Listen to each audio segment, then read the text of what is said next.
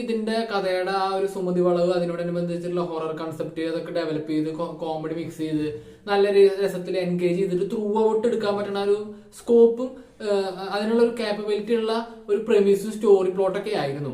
അതിന് പറ്റിയ ആൾക്കാരും ഉണ്ടായിരുന്നു, ക്രൂ ഒക്കെ സെറ്റായിരുന്നു. ഫസ്റ്റ് ഹാഫിൽ അവർ അതനുസരിച്ചുള്ള ചില നല്ല ഹൊറർ എപ്പിസോഡുകളുണ്ട്, ഡീസന്റ് കോമഡീസും ഉണ്ട്.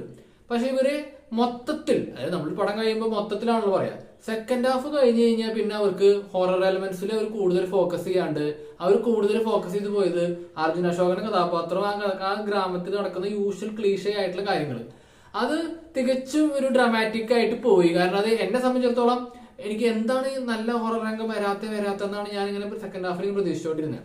ഇവര് സെക്കൻഡ് ഹാഫിൽ അനാവശ്യമായിട്ടുള്ള സോങ് പ്ലേസ്മെന്റ് ആണ് ഏറ്റവും ഇറിറ്റേഷൻ എനിക്ക് തോന്നിയത്.